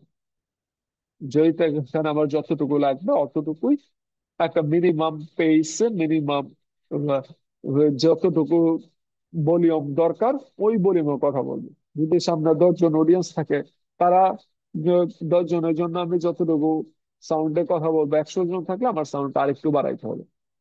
আরেকটা হচ্ছে, কিছু কিছু পয়েন্টে যে সময় আমরা কথা বলবো, একটা লাইনে কিছু পয়েন্ট থাকতে পারে যেগুলো হাইলাইট করা লাগবে, যেগুলা শোনা লাগবে, ইম্পর্টেন্ট পয়েন্ট। যেরকম ক্যালিব্রেট ভয়েস ভলিউমটাকে, ভলিউম কিরকম হবে এইটাকে ক্যালিব্রেট করা লাগবে, এইটাকে প্রেজেন্টেশনে ইনক্লুড করা লাগবে। তাহলে আমার ইম্পর্টেন্ট পয়েন্ট হচ্ছে এই ভলিউমটা। আমি ইমফাসাইজ করবো কথা বলার সময়, একটু হয়তো বা উচ্চ স্বরে, একটু হয়তো বা নর্মালি যা বলতেছি ভলিউমটাকে একটু উচ্চ স্বরে বলবো বা একটু ইমফাসাইজ করে বলবো। এইটা হচ্ছে আমার ভয়েস ভলিউম। তাহলে কথা বলার সময় যে ইম্পর্টেন্ট পয়েন্ট গুলো শোনা লাগবে এগুলা তো একটু আমরা জোর দিয়ে কথা বলবো। বুঝলে? এই ইম্পর্টেন্ট পয়েন্ট গুলা যাতে মিস না হয়ে যায়। Avoid fillers. ফিলার্স কিছু ওয়ার্ড আছে যেগুলো আমরা কথা বলার সময় বারবার আসে। যেরকম দেখবেন প্রথম প্রেজেন্টেশন যে সময় দিতে যাবেন, ইংলিশে প্রেজেন্টেশন দেওয়ার এক্সপিরিয়েন্স খুবই কম, ওই ক্ষেত্রে ফিলার ওয়ার্ড অনেক বেশি আসে। এইটা আপনারও আসবে, আমারও আসে। যে সময় সেকেন্ড ল্যাঙ্গুয়েজে কথা বলতে চায় বা থার্ড ল্যাঙ্গুয়েজে কথা বলতে চায়, এই ওয়ার্ড গুলা বেশি আসে। কারণ আপনি একটা সেন্টেন্স কমপ্লিট করতে গিয়ে ওয়ার্ড খুঁজে পাইতেছেন না, ওই সময় আপনি কি বলেন, অনেক সাউন্ড আসে, যে ইউনো, লাইক, এই যে সাউন্ড গুলা, এগুলো হচ্ছে ফিলার ওয়ার্ড। এগুলা সময়টাকে নষ্ট করে, এগুলা অডিয়েন্স কে ডিসকানেক্টেড করে। তাহলে এই ফিলার ওয়ার্ড গুলো অ্যাভয়েড করা লাগবে। যে সময় দেখবেন যে আপনার কথা বলার সময় এরকম ফিলার ওয়ার্ড যেগুলো আসতেছে, লাইক, ইউনো, এই ওয়ার্ড গুলো যে সময় আসতেছে, এই যে জায়গায় আপনি চাইলে ছোট পজ নিতে পারেন, কিছু বললেন না। আস্তে আস্তে যে সময় প্র্যাকটিসের সময় এই যে জায়গায় ফিলার ওয়ার্ড আসতেছে, যে জায়গায় আপনি বা এই ফিলার ওয়ার্ড যেগুলো আসবে এইগুলোর সময় যদি ছোট ছোট পজ নেন, তাহলে দেখবেন এই ফিলার ওয়ার্ড গুলো আস্তে আস্তে কমে আসবে। শুরুর দিকে এটা বেশি হবে, কিন্তু প্র্যাকটিসের পরে এটা অনেকটাই কমে আসবে। একটা ন্যাচারালি, আর্টিফিশিয়াল না, রোবটের মতো না, বা খুবই ওভার অ্যাক্টিভ না। নর্মালি আপনি যেভাবে কথা বলেন, যেভাবে প্রেজেন্ট করেন ডিসকাশনে, বন্ধু বান্ধবের সাথে যেভাবে কথা বলেন নর্মালি, ওই ফর্মাল ভাবেই কথা বলাটা better. Dress appropriately. Dress appropriately বলতে আসলে কি বোঝায়? আপনাদের যে সময় প্রেজেন্টেশনের কথা বলা হয়, প্রথম কথাই থাকে স্যার ড্রেস কোড কি, ড্রেস কোড কিরকম থাকবে। ড্রেস অ্যাপ্রোপ্রিয়েটলি বলতে বোঝানো হয় আপনি কোন জায়গায় প্রেজেন্টেশন দিতেছেন তার উপর ডিপেন্ড করে আপনার ড্রেস আসতে পারে। যে এটা ফর্মালও হইতে পারে, ক্যাজুয়ালও হইতে পারে, সেমি ফর্মালও হইতে পারে। তবে নর্মালি যে সময় আমরা একাডেমিক প্রেজেন্টেশন দিতে চাই, একাডেমিক প্রেজেন্টেশনে ওই রকমের কোনো ড্রেস কোড মেনটেন করা হয় ওরকম না। তবে ক্যাজুয়াল ড্রেসটা থেকে সেমি ফর্মাল বা ফর্মালটা বেটার। এরকম ক্যাজুয়াল, আপনি নর্মাল একটা টি শার্ট বা একটা ট্রাউজার পরে তো প্রেজেন্টেশন দিতে আসবেন না। আপনি হয়তো বা শার্ট পরতে পারেন, প্যান্ট পরতে পারেন, সেমি ফর্মালও আসতে পারেন, ফর্মালও আসতে পারেন। ওইটা স্ট্রিক্টলি কোনো রকমের রুল নাই যে আপনার এই ড্রেসে থাকা লাগবে। আপনার বেটার হয় ফর্মাল অথবা সেমি ফর্মাল আসলে, ক্যাজুয়ালে না আসাটাই বেটার। ক্যাজুয়াল বলতে আপনি সবার সামনে প্রেজেন্টেশন দিতে যাইতেছেন, ওই ক্ষেত্রে টি শার্ট, জার্সি, ট্রাউজার বা থ্রি কোয়ার্টার, ওই টাইপের যেগুলো একেবারেই ক্যাজুয়াল, যেগুলো আমরা ওই ফুটবল খেলতে ক্রিকেট খেলতে পরে যাই, ওইগুলো পরে প্রেজেন্টেশন না দেওয়াটাই better. Use visual AIDS effectively. Visual AIDS বলতে আমরা যে প্রেজেন্টেশন স্লাইড বানাইতেছি, আমরা এখানে কিছু অ্যানিমেশন অ্যাড করতেছি, কিছু পয়েন্ট আমরা নিতেছি, কিছু আহ, হয়তো অডিও কানেক্ট করতেছি, কিছু ভিডিও অ্যাড করতেছি। এগুলা ইফেক্টিভলি অ্যাড করা। যে অনেক বেশি স্লাইড বানাইলে স্লাইডের পেজ কয়টা হবে, স্লাইডে কি আমি 10 পেজ দিব না 20 পেজ দিব, ওইটার কোনো লিমিটেশন নাই। আপনার একটা টপিক প্রেজেন্ট করতে গিয়ে যতটুকু স্লাইড দেওয়া দরকার আপনি অতটাই নেবেন। এবং এইখানে ভিজুয়াল এইড যেগুলো আছে আপনার, যে পাওয়ার পয়েন্ট স্লাইড, এগুলো ইফেক্টিভলি ইউজ করতে হবে। যাতে ওইরকম না হয় খুব বেশি আপনার স্লাইড দিচ্ছেন, খুব বেশি কালার ইউজ করছেন, খুব বেশি অডিও ইউজ করছেন, অ্যানিমেশন, অনেক টাইপের অ্যানিমেশন ইউজ করছেন, এইগুলা অনেক সময় ডিস্ট্রাকটিভ হতে পারে। তাহলে এগুলা ইফেক্টিভলি ইউজ করতে হবে। কিভাবে ইফেক্টিভলি ইউজ করবেন? তাহলে এই প্রেজেন্টেশন স্লাইড কিভাবে বানাবেন, এইগুলা সম্পর্কে একটু কথা বলবো। হাইলাইট কি পয়েন্ট, হাইলাইট কি পয়েন্ট, যে পয়েন্ট গুলো কি পয়েন্ট আছে এগুলোকে হাইলাইট করে। হাইলাইট করবেন কিভাবে? আপনি প্রেজেন্টেশন স্লাইডে বানানোর সময় ফুল লাইন না লিখে শুধু কিওয়ার্ড গুলো নেন। যেরকম এখানে আমি পুরো সেন্টেন্স না বলে শুধু কিওয়ার্ড গুলো নিয়ে আসছি। এর মধ্যে কিছু use visual AIDS effectively, visual AIDS হচ্ছে আমার কি পয়েন্ট, এটাকে আমি হয়তো অন্য একটা কালার দিয়ে রিপ্রেজেন্ট করছি, এটা হচ্ছে হাইলাইট করা। তো কথা বলার সময় ভিজুয়াল এইডসটাকে আপনি একটু জোর দিয়ে কথা বলতেছেন, এটা হাইলাইট হয়েছে। এবং আপনার স্লাইডে এটাকে অন্য একটা কালার দিয়ে করলেন বা অন্য কোনো ভাবে ডিফারেন্সিয়েট করলেন অথবা পয়েন্টার দিয়ে দেখাইলেন, এইগুলো হচ্ছে হাইলাইট করা। মানে যেগুলো আমার ইম্পর্টেন্ট পয়েন্ট থাকবে এইগুলাকে হাইলাইট করে দিলে অডিয়েন্স কানেক্টেড হইতে সুবিধা, অডিয়েন্স এই পয়েন্ট গুলো মিস করবেই না। এই জন্য আমরা হাইলাইট করা লাগবে। কোশ্চেন অ্যান্সার কোশ্চেন ক্লিয়ারলি, যে যে টাইপের কোশ্চেন হইতে পারে প্রেজেন্টেশনের পরে, যে কোশ্চেন সেকশন, এই কোশ্চেন সেকশনের কোশ্চেন কিরকম হইতে পারে এইগুলো সম্পর্কে একটা ক্লিয়ার অ্যান্সার দেবেন। ক্লিয়ার অ্যান্সার হইতে পারে আপনি, অনেক সময় হয় যে আমি প্রেজেন্টেশনটা ভালো দিলাম কিন্তু কোশ্চেন সেকশনে অনেক কোশ্চেন আমার আনকমন, অনেক কোশ্চেন আমি বুঝতেছি না কি অ্যান্সার হওয়া উচিত। তো ওই ক্ষেত্রে এরকম না যে আপনি আপনার ইচ্ছা মতো একটা অ্যান্সার দিয়ে দিলেন, ভুল একটা অ্যান্সার দিয়ে দিলেন। ভুল অ্যান্সার দেওয়া হচ্ছে বেটার হচ্ছে আপনি বলেন যে আমি এই টপিকসটা সম্পর্কে পরে জানাবো, বা এই টপিকসটা সম্পর্কে আমার জানার কিছুটা ঘাটতি আছে, আমি এই কোশ্চেনটা জেনে আপনাকে জানাবো। আমি পরে কোনো না কোনো ভাবে আপনার সাথে যোগাযোগ করে অ্যান্সারটা আপনাকে আমি পাঠাই দেবো, বা কোনোভাবে এটা আমি আপনাকে অ্যাকনোলেজ করবো। ভুল অ্যান্সার দেওয়া হচ্ছে অ্যান্সার না দেওয়া পরে যে কোনো টাইমে এটা নিয়ে পড়াশোনা করে অ্যান্সার দেওয়াটা বেটার। তাহলে এই অ্যান্সার গুলো ক্লিয়ার অ্যান্সার হইতে হবে, কোনো ভুল অ্যান্সার না। ফাংশনাল ল্যাঙ্গুয়েজ ফর প্রেজেন্টেশন, যে সময় আমরা প্রেজেন্টেশন দিতে চাইতেছি, একটা পয়েন্ট থেকে আমি আরেকটা পয়েন্টে যাব, তাহলে একটা ট্রানজিশন হইতেছে। আমি হয়তো ওই যে এখন কথা বলতেছি প্রেজেন্টেশন, একটা প্রেজেন্টেশনের জন্য স্ট্রাকচার কিরকম হবে এটা নিয়ে কথা বলছি। এরপরে আমরা কথা বলছি প্রেজেন্টেশনের সময় আমার কোন কোন জিনিসগুলো মনে রাখা দরকার, তাহলে এই দুটার মধ্যে আমার ট্রানজিশন আছে। তাহলে এই ট্রানজিশনের সময় আমরা কিছু ফাংশনাল ল্যাঙ্গুয়েজ ইউজ করতে পারি। যেরকম শুরুর সময় আমরা যেরকম ইউজ করি, let's start with this topics, or in the next part I will explain this point. তাহলে এইগুলা হচ্ছে ট্রানজিশনাল ল্যাঙ্গুয়েজ। এবং সামারির সময়, if I want to summary this point, to conclude, to sum up, in concluding the remark, এই point গুলো হচ্ছে, এই language গুলো হচ্ছে আমার ফাংশনাল ল্যাঙ্গুয়েজ। তাহলে এই ফাংশনাল ল্যাঙ্গুয়েজ গুলো প্রেজেন্টেশনে ইউজ করাটা দেখা, যে সময় আপনি শুরু করতেছেন, সেকশন একটা শুরু করতেছেন, let's start the first part of the presentation, প্রেজেন্টেশনের প্রথম পার্ট এটা নিয়ে কথা বলবে, নেক্সট পার্ট ট্রানজিশন যেতেছে, moving to the next point. তাহলে এইগুলো যদি আপনি ট্রানজিশন পয়েন্ট গুলো অ্যাড করেন তাহলে বুঝতে সুবিধা হয় যে আপনি এখন কোন অবস্থায় আছেন। যে একটার পরে একটা টপিক্স মাত্র আপনি শেষ করলেন, এখন নতুন আর একটা টপিক্সে যাইতেছেন। ক্লিয়ারিফিকেশন দেওয়ার সময় কোন একটা টপিক্স আপনি বললেন, যে কোনো একটা ইনভেস্টিগেশন রিপোর্ট আপনি জমা দিতেছেন, ইনভেস্টিগেশনের কি কি পয়েন্ট নিয়ে ইনভেস্টিগেট করছেন এইটা নিয়ে আপনি কথা বলছেন।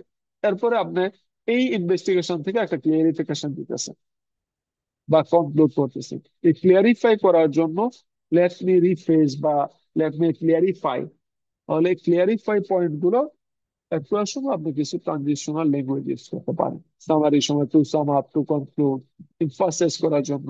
একটা পয়েন্ট নিয়ে আপনি কথা বলছেন কিন্তু চান যে এটা মানুষ মনে রাখুক, এমফাসাইজ করার জন্য it's important to remember, it's important to emphasise.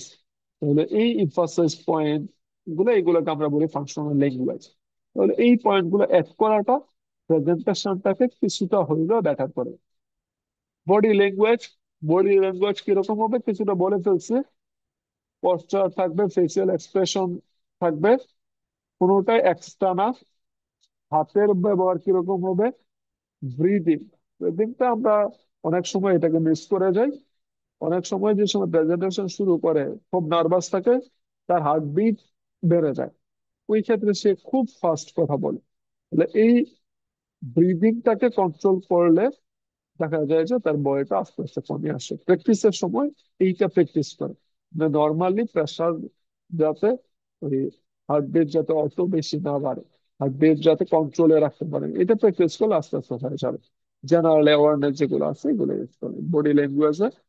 ওই হাত পা ছোটাছুটি থেকে আপনি নর্মাল একটা অবস্থায় নর্মালি যেভাবে কথা বলে ওই রকম থাকাটাই ব্যাপার। ভয়েস টোন এন্ড পেস কিছুটা বলে ফেলছে। ভয়েস টোন আপনি রোবটের মতো কথা না বলে যে পয়েন্ট গুলাতে এমফাসাইজ করা দরকার, যেগুলো গুরুত্বপূর্ণ পয়েন্ট, এই পয়েন্ট গুলাতে আপনি ভয়েসকে কিছুটা চেঞ্জ করতে পারেন, কিছুটা বাড়াইতে পারেন। যেগুলো দরকার, যেগুলো না বললেও অতটা ক্ষতি হবে না, এগুলো ভয়েস কিছুটা লো করতে পারেন। তাহলে ভয়েস টোনটাকে আপনি চেঞ্জ করতে পারেন, মনোটোনিয়াস বা একঘেয়েমি বিরক্তিকর একই ভয়েসে কথা না বলে যেগুলো ইম্পর্টেন্ট পয়েন্ট এগুলাকে কিছু জোর দিয়ে কথা বলতে পারেন। পেস কিরকম হবে, কথা কি খুব ফাস্ট বলবেন না খুব স্লোলি বলবেন না নর্মালি বলবেন? নর্মালি বলাটা বেটার, তবে বেশি ফাস্ট বলাতে কিছুটা স্লোলি বলা বেটার।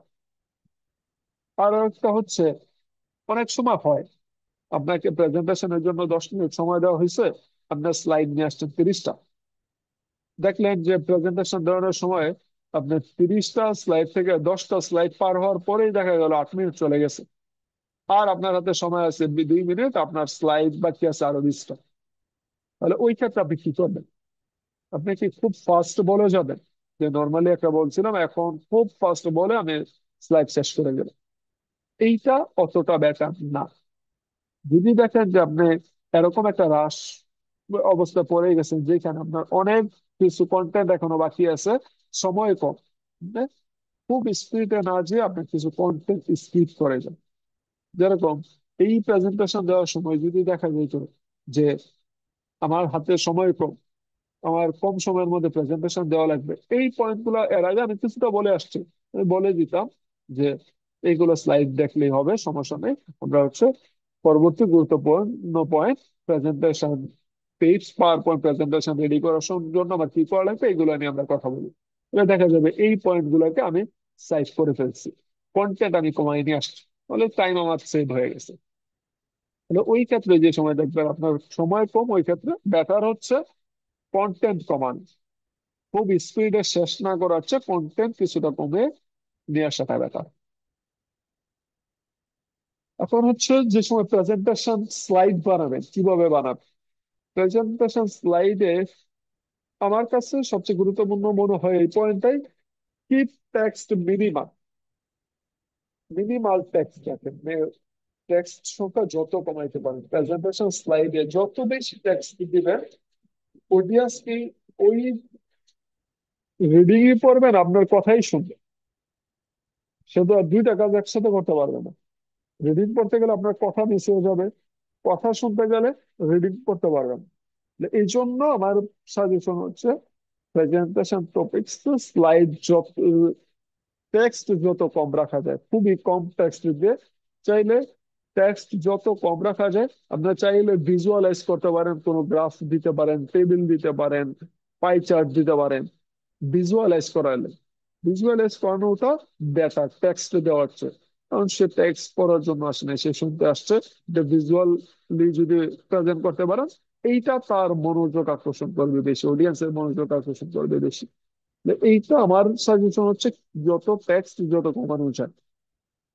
কয়েকজনের আবার ভিন্ন রকমের এই পয়েন্টে ভিন্ন কথা বলে, যেরকম অনেকে চিন্তা করে যে আপনি যা বলবেন সবই স্লাইডে থাকা লাগবে, সবই স্লাইডে থাকা লাগবে, যাতে স্লাইড পরে কেউ স্লাইড দেখলো এটা বুঝে, আপনার কথা না শুনেও যদি স্লাইডটা দেখে তাহলে বুঝে। তবে আমার কাছে এটা বেটার মনে হয় না, আমার কাছে মনে হয় স্লাইডে যত কম টপিকস রাখা যায়, স্লাইডে যত কম টপিকস রাখা যায়, কম টপিকস নিয়ে স্লাইডটা বানানো। যদি আপনার মনে হয় যে আমার টপিকস অনেক কিছু বলা দরকার, ওইটা স্লাইডে না, আলাদা একটা নোট করেন, আলাদা নোট করে দেখা যায় যে শুরুতেই প্রেজেন্টেশনের আগে একটা লিফলেট হচ্ছে অডিয়েন্সকে দিয়ে দেওয়া হয় যে এইটা হচ্ছে আমার মেইন পয়েন্ট, এটা হচ্ছে আমার ডিটেল প্রেজেন্টেশন। কিন্তু আমি যে সময় স্লাইডে দেখো, আমি ডিটেল দেখাবো না, আমি ছোট ছোট পয়েন্ট করে কি পয়েন্ট গুলো নিয়ে আমার স্লাইড হবে। বিস্তারিত আপনি হচ্ছে আলাদা নোট আকারে অডিয়েন্সকে দিয়ে দিতে পারেন, আগে স্লাইড দিয়ে দিতে পারেন। কিন্তু টেক্সটটা প্রেজেন্টেশনের সময় টেক্সট মিনিমাল রাখাটাই পয়েন্ট। এখানে পয়েন্ট আকারে কি নোট গুলা, কি নোট গুলাই শুধু প্রেজেন্টেশনে রাখবেন, কোনো রকমের এক্সট্রা ওয়ার্ড যাতে না থাকে। বেশিরভাগ প্রেজেন্টেশনের স্লাইডে যাতে বেশিরভাগ জায়গা ফাঁকাই থাকে, তাহলে কি পয়েন্ট গুলা আইডেন্টিফাই করা, নোট করাটা সহজ। যেরকম এখানে প্রেজেন্টেশনে অত বেশি লেখা নাই, শুধুমাত্র কি পয়েন্ট গুলো নিয়ে আমি আমার মতো এক্সপ্লেন করতেছি। প্রেজেন্টেশনের স্লাইড বেশিরভাগ অংশটাই ফাঁকা। যেরকম এখানে এত কিছু আছে, এত কিছু বলতে গেলে সময় অনেক বেশি লাগবে, এবং এটা অনেক সময় বোরিং হয়ে যাইতে পারে। Add slide number, slide number add করাটা বেটার। এই জন্য দেখবেন যে নিচে আমি স্লাইড নাম্বার অ্যাড করে দিছি, যে 14/20। স্লাইড নাম্বারটা দিয়ে বোঝা যায় যে এই স্লাইডে আর কয়েকটা স্লাইড বাকি আছে। আমি এই যে প্রেজেন্টেশনে এতক্ষণ ধরে যা প্রেজেন্টেশন দিলাম, 14টা স্লাইডের উপরে কথা বলছি, এরপরে আরো 6টা আছে। মানে অডিয়েন্স একটা স্বস্তি পায় যে আর কতক্ষণ প্রেজেন্টেশন চলতে পারে। তাহলে স্লাইড নাম্বারটা অ্যাড করাটা এই জন্য বেটার। আরেকটা কারণ আছে, যে সময় প্রেজেন্টেশন শেষ করবেন, অডিয়েন্স ওই সময় নোট করতেছে যে 14 নম্বর স্লাইডে সে এই টপিকস নিয়ে কথা বলছে, আমি এই বিষয়টা বুঝি না, প্রেজেন্টেশন শেষ হলে এই বিষয়টা থেকে আমি কোশ্চেন করবো। তাহলে তার জন্য চেক রাখাটা সহজ, 13 নম্বর স্লাইডে সেই বিষয়ে কথা বলছে। যদি এই স্লাইড নাম্বারটা না দেন, তার কোন টপিকস কোন জায়গায় অনেক কিছু মিলিয়ে তাকে মনে রাখতে হবে, তাহলে তার জন্য নোট রাখাটা কষ্ট হয়ে যায়। এই জন্য স্লাইড নাম্বার এড করা, স্লাইড নাম্বার শুধু 14 দিতে পারেন, এর সাথে স্ল্যাশ দিয়ে যদি টোটাল কয়টা স্লাইড আছে এটাও অ্যাড করে দেন, তাহলে বেটার। ফ্রন্ট সাইজের স্টাইল, ফ্রন্ট সাইজ কিরকম হবে, প্রেজেন্টেশন যে সময় আপনি স্ক্রিনের প্রজেক্টরে প্রেজেন্টেশন স্লাইড অন করবেন, যদি ফ্রন্ট সাইজ খুবই ছোট হয় তাহলে পিছনের অডিয়েন্স কিছু দেখবে না, আবার খুব বড় হলে চোখে বেশি লাগবে। তো এই জন্য ফ্রন্ট সাইজ নর্মালি আমরা বডি প্যারাগ্রাফ, যে টাইটেল যেটা আছে এটাকে দেখা যায় 28 থেকে 40 এর মধ্যে রাখা হয়, অ্যাপ্রোপ্রিয়েট হচ্ছে 32, 32 এর মধ্যে রাখা। আর বডি প্যারাগ্রাফ 18 থেকে 28 এর মধ্যে রাখা হয়। 24 রাখাটা আমার কাছে মনে হয় বেটার। টাইটেলে আপনি 32, 34, 36 দিতে পারেন, বডিতে 20 থেকে 24 এর মধ্যে রাখেন। ফ্রন্ট স্টাইল কিরকম হবে, ফ্রন্ট স্টাইল লেখার অনেক রকমের স্টাইল আছে। প্রেজেন্টেশনের সব স্টাইল, এই আঁকা বাঁকা ইতালিয়ান বাঁকা সাকা সব স্টাইল না দিয়ে কিছুটা একাডেমিকের ক্ষেত্রে কিছুটা ফর্মাল হওয়াটা বেটার। এই ক্ষেত্রে এই যে ফ্রন্ট গুলা যেগুলো আছে এগুলোকে আমরা দুইটা ক্যাটাগরিতে ভাগ করি। একটাকে আমরা বলি সেরিফ ক্যাটাগরি, গুগলে সার্চ দিলেই পাবেন। একটাকে বলা হয় সেরিফ, একটাকে বলা হয় স্যান্স সেরিফ বা নন সেরিফ। সেরিফ ক্যাটাগরি যেগুলো, যেরকম টাইমস নিউ রোমান টাইপের, এই আমরা বইয়ের ক্ষেত্রে বেশিরভাগ ক্ষেত্রে টাইমস নিউ রোমান ইউজ করি, বা হচ্ছে কোনো থিসিস রিপোর্ট লেখার সময় টাইমস নিউ রোমান ইউজ করি, এগুলো আমরা বডিতে ইউজ করি। টাইটেলে এরিয়াল, ক্যালিব্রি এই টাইপের স্যান্স সেরিফ ক্যাটাগরি যেগুলো আছে এইগুলো ইউজ করাটা better. Don't use too much animation. Animation আমরা পাওয়ার পয়েন্ট স্লাইড বানাতে গেলে অ্যানিমেশন বানানো যে সময় শিখে সে চিন্তা করে যে অ্যানিমেশন ইউজ করাটা বেটার। অ্যানিমেশন যতটুকু ইউজ করা উচিত ততটুকুই, যেরকম এখানে আমি অনেকগুলো অ্যানিমেশন ইউজ করছি, তবে পুরোটাই এক্সিস পরিমাণ না। এক্সিস বলতে যে যেখানে লাগবে না ওইখানে না। আমি এই চাইলে এই সবগুলো পয়েন্টকে একটা স্লাইডে বলে প্রথমটা এক্সপ্লেন করলাম, দ্বিতীয়টা এক্সপ্লেন করলাম, তৃতীয়টা এক্সপ্লেন করলাম, এইভাবে করতে পারতাম। তো আমার কাছে মনে হয়েছে যেই টপিকসটা নিয়ে আমি কথা বলতেছি শুধু এইটা থাকলে বেটার। এই জন্য এর পরের গুলো আমি প্রথমে শুরুতে স্লাইডে আনি নাই, অ্যানিমেশন দিয়ে ক্লিক করে করে এর পরে নিয়ে আসছি। এইটা অ্যাড করতে পারে, কিন্তু খুব বেশি পরিমাণে অ্যানিমেশন ইউজ করা উচিত না। অ্যানিমেশনের অনেক টাইপের স্টাইল আছে, ওই এত টাইপের স্টাইল ইউজ করা উচিত না যেগুলো সময় নষ্ট করে বা হচ্ছে ডিস্ট্রাকশন ক্রিয়েট করে, এগুলো ইউজ ইউজ করা উচিত না। আরেকটা হচ্ছে এই যে এই টাইপের যেগুলো আছে ক্রেজি অ্যানিমেশন, উপর থেকে বাইঙ্গা চুরে আসবে, বিল্ডিং বাইঙ্গা একটা লেখা উঠবে, এই টাইপের অ্যানিমেশন ইউজ না করাটা বেটার। অ্যাভয়েড আদার ক্রেজি অ্যানিমেশন, যেগুলা বাইঙ্গা চুরা চলে আসে, বাইঙ্গা চুরা নতুন একটা ওয়ার্ড আসে। আগের দিনে এই টাইপের অ্যানিমেশন অনেক বেশি হইতো সিনেমাতে, এই টাইপের অ্যানিমেশন ইউজ না করাটা বেটার। যে এইখানে বাকিগুলো তো আমরা অ্যানিমেশন ইউজ করছি, কিন্তু সাথে সাথেই চলে আসছে এই অ্যানিমেশন, আমি ক্লিক করার 30 সেকেন্ড পরে আসতেছে, তাহলে এইগুলো সময় কেউ নষ্ট করে বা কথা বলে গেছেন, দেখা গেল এখনো টপিকস আসে না, তাহলে এই টাইপের অ্যানিমেশন ইউজ করা উচিত না। Can emphasise or highlight text with transparent boxes, যে পয়েন্ট গুলোকে আপনি এমফাসাইজ করতে চান, ক্রেজি অ্যানিমেশন এটাকে এমফাসাইজ করতে চান, তো ওগুলা প্রেজেন্টেশন দেওয়ার সময় অনেকে পয়েন্টার ইউজ করে। পয়েন্টার ইউজ করলে আপনার সাথে সাথে এই পয়েন্টার লেজার দিয়ে আপনি এটাকে হাইলাইট করে দিতে পারেন, আমি এই পয়েন্টটা এমফাসিস করতে চাই। যদি এটা না পারেন তাহলে আপনি টেক্সটকে ট্রান্সপারেন্ট বক্স দিয়ে দিতে পারেন, অথবা ভিন্ন কালার দিতে পারেন। যেরকম আমি হাইলাইট টেক্সট, এটাকে হাইলাইট করতে চাই, এটাকে এমফাসাইজ করতে চাই, তাহলে এই জায়গায় আমি একটা টেক্সট দিয়ে দিলাম, তাহলে এইটা হাইলাইট হয়ে গেল। বা চাইলে পয়েন্টার ইউজ করতে পারেন। Use high quality graphs and images, যে সময় আমরা কোনো গ্রাফ নেই বা ইমেজ নেই, অনেক সময় দেখা যায় যে গুগল থেকে ডাউনলোড করে নিয়ে আসে, ল কোয়ালিটি হইলে এটা যে সময় প্রজেক্টরে যায় এটার কোয়ালিটি আরো ড্রপ করে। যে সময় লেখা থাকে, লেখা অনেক ছোট ছোট হয়ে যায়, তাহলে এইগুলা পিছন থেকে দেখা যায় না, বা ওইটা অতটা ভালো প্রেজেন্টেশনের সাথে যাইতেছে না।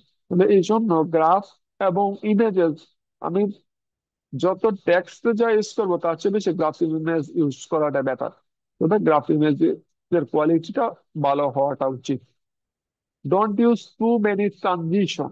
ট্রানজিশন বলতে এই যে আমি একটা পয়েন্ট থেকে একটা স্লাইড থেকে আরেকটা স্লাইডে গেছি, এইগুলা ট্রানজিশন অনেক টাইপের ট্রানজিশন হইতে পারে। যেরকম দেখবেন যে কিছু ট্রানজিশন আসে, দুই দিক থেকে পর্দা বের হয়ে আসছে, বন্ধ হয়ে গেছে স্লাইড, এরপরে নতুন করে পর্দা খুলে দিছে, বা বাইনাল চুইরা চিঠির মাধ্যমে একটা স্লাইড এনে দিছে। তাহলে এই টাইপের ট্রানজিশন ইউজ না করাটাই উচিত। যেরকম এই যে পাখি বানায় উঠাই দিলাম, তাহলে এই টাইপের স্লাইড ট্রানজিশন ইউজ না করাটাই উচিত। ট্রানজিশন ইউজ করবেন তবে নর্মাল যেগুলা ওয়েব, যেরকম যাবে পাওয়ার পয়েন্ট স্লাইডে দেখবেন ওয়েব ট্রানজিশন বা এই টাইপের যেগুলো অত রিজি না, এগুলো ইউজ করতে পারেন। Use few colours and appropriate ones. যে সময় স্লাইডে কালার ইউজ করবেন, কালার মেক একটা লাল, একটা নীল, একটা সবুজ, হলুদ, এক লাইনে দেখা গেল যে 12টা কালার আছে। কালার অনেক আছে, কালার দেখলেই সুন্দর না। কালার যত মিনিমাম রাখা যায়, কোন একটা স্লাইডে 3টা থেকে 5টার বেশি কালার না রাখাটাই উচিত। কালার যত বেশি রাখবেন ওইগুলা চোখে প্রেসার ক্রিয়েট করে। এই জন্য 3 বা 5 এর বেশি কালার ইউজ না করাটা উচিত। এবং কালার ইউজ করার সময় কোন কালার ইউজ করবেন এটাও একটু দেখে নেওয়া উচিত। কারণ সব জায়গায় সব ব্যাকগ্রাউন্ডে সব কালার যায় না। আপনি একটা ব্ল্যাক ব্যাকগ্রাউন্ডে লেখা দিলেন অ্যাশ কালারের, বা একটা ডার্ক ব্যাকগ্রাউন্ডে লেখা দিলেন একটা ডার্ক কালারের একটা লেখা দিলেন, ব্লুর সাথে কোন কালারটা যাবে, ব্যাকগ্রাউন্ড আপনার ব্লু, কালার কোনটা দেওয়া লাগবে টেক্সটে, তাহলে এইগুলো একটু চিন্তা ভাবনা করে দেওয়া উচিত। এটার জন্য কালার থিওরি একটু দেখতে পারেন, গুগলে সার্চ দিয়ে দেখতে পারেন, কালার থিওরি নামে কিছু থিওরি থিওরি পাবেন। দেখেন যে কালার অ্যাপ্রোপ্রিয়েট এবং যত মিনিমাম কালার রাখা যায় ওই কালার গুলোই রাখা উচিত। Don't put anything which you don't know. স্লাইডে এরকম কোনো কিছু ইউজ করা উচিত না যেটা আপনি জানেন না। ধরুন আপনার স্লাইডে যে সময় কোনো একটা লাইনে একটা পয়েন্ট দিলেন, যে পয়েন্টটা সম্পর্কে আপনার ভালো আইডিয়া নাই, কিন্তু স্লাইডে দিয়ে রাখছেন, তাহলে এইটা করা উচিত না। আপনাকে যে সময় কোশ্চেন করা হবে দেখা যাবে যে ওই পয়েন্ট, ওই ওয়ার্ডটা নিয়ে আপনাকে কোশ্চেন করবে, তাহলে ওইটার অ্যান্সার আপনি দিতে পারতেছেন না। তাহলে এইটা আপনার জন্য ডিমেরিট। এই জন্য স্লাইডে ওই পয়েন্ট গুলাই রাখা উচিত যেই পয়েন্ট গুলো আপনি ভালো জানেন। যে স্লাইডে যা দিবেন সবগুলোর সম্পর্কে আপনার ভালো আইডিয়া থাকা উচিত। তাহলে এরকম কোনো ওয়ার্ড, এরকম কোনো পয়েন্ট, এরকম কোনো কন্টেন্ট, এরকম কোনো গ্রাফ দেওয়া উচিত না যেটা সম্পর্কে আপনি জানেন না। কারণ স্লাইডটা আপনার, আপনার বানানো, আপনি কি টপিকস নিয়ে কথা বলবেন এটা আপনার উপর ডিপেন্ড করতেছে। তাহলে এটাতে এরকম কোনো কিছু না দেওয়াটাই ব্যাটার যেটা সম্পর্কে আপনি জানেন। Justify your text and PowerPoint দেখার জন্য পাওয়ার পয়েন্ট জাস্টিফাই করেন। Don't need to use PowerPoint template. পাওয়ার পয়েন্টে অনেক টাইপের টেমপ্লেট পাবেন, পাওয়ার পয়েন্ট বা হচ্ছে ক্যানভা, সবগুলোতে অনেক টাইপের টেমপ্লেট পাবেন। পাওয়ার পয়েন্টের টেমপ্লেট গুলো বেশিরভাগই ব্যাকডেটেড, ক্যানভাতে অনেকগুলো আপডেটেড আছে। পাওয়ার পয়েন্টের টেমপ্লেট গুলো ইউজ না করে এর চেয়ে ভালো ব্লাঙ্কটা ইউজ করা। এটা হচ্ছে কালার থিওরি নিয়ে কিছু কথাবার্তা। কালার থিওরি বলতে গেলে ওই সম্পর্কে জানলে দেখবেন যে আহ, কোনটার সাথে কোন কালার গুলো ব্যাটার যায়। কোনোটাকে আমরা প্রাইমারি কালার বলি, যেরকম ইউলো, রেড, ব্লু, এগুলো আছে প্রাইমারি কালার। এইগুলাকে কম্বাইন করলে অন্য টাইপের কালার পাওয়া যায়। এই ইউলো এবং রেড, এইটার মাঝামাঝি একটা কালার হচ্ছে অরেঞ্জ। ইউলো এবং রেড যদি একসাথে মিক্সড করেন সে রেডে অরেঞ্জে কনভার্ট হয়। এগুলোকে বলা হয় কমপ্লিমেন্টারি কালার। এবং রেড এবং ব্লু কে যদি একটা কম্বাইন করেন, মিক্সড করেন, তাহলে আসে পার্পল কালার। যারা ওই রং নিয়ে কাজ করেন তারা এটা ভালো জানেন, যারা আর্ট করেন ভালো জানেন। মানে ওইগুলা হচ্ছে যে কোনটার সাথে কোন কালার যাবে এগুলো সম্পর্কে একটু আইডিয়া নিয়ে যদি প্রেজেন্টেশন স্লাইড বানান তাহলে দেখতে সুন্দর লাগে। এইগুলা সম্পর্কে একটু আইডিয়া রাখা উচিত।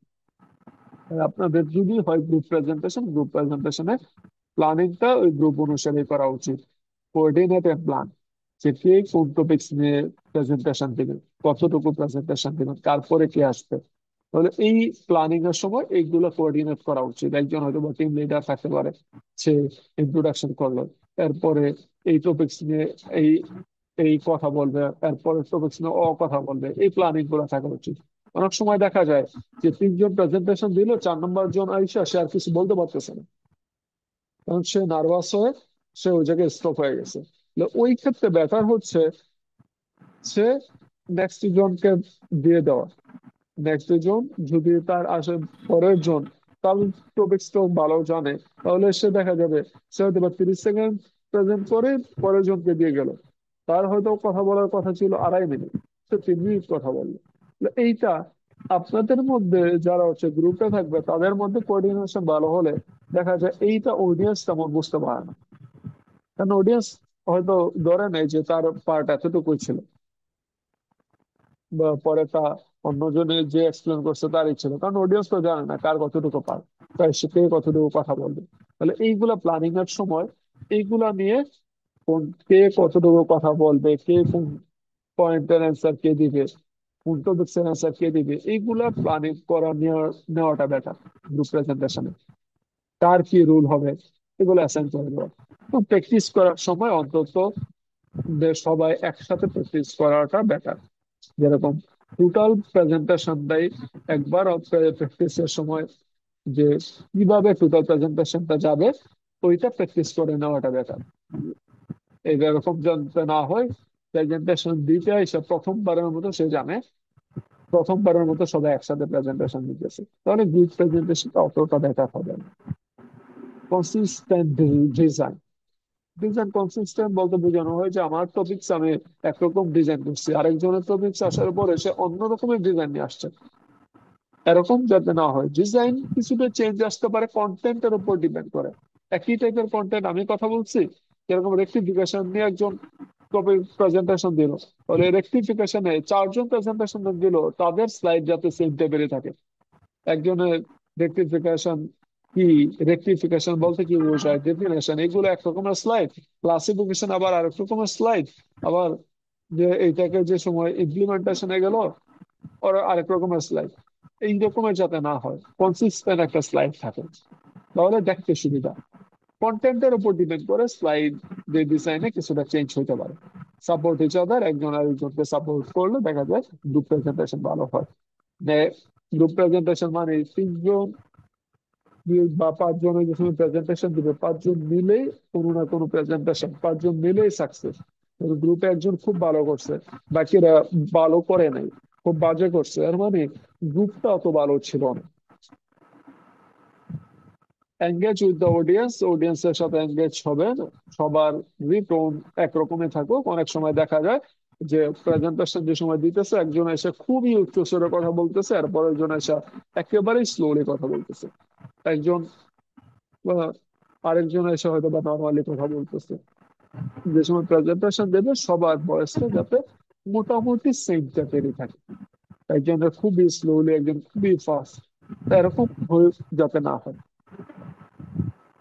কোশ্চেন অ্যান্সার স্টাডিজে যে কোন পয়েন্ট থেকে কোশ্চেন হলে কে অ্যান্সার দিবে, এটা যদি অ্যাসেসমেন্ট করে নেওয়া হয় তাহলে বেটার।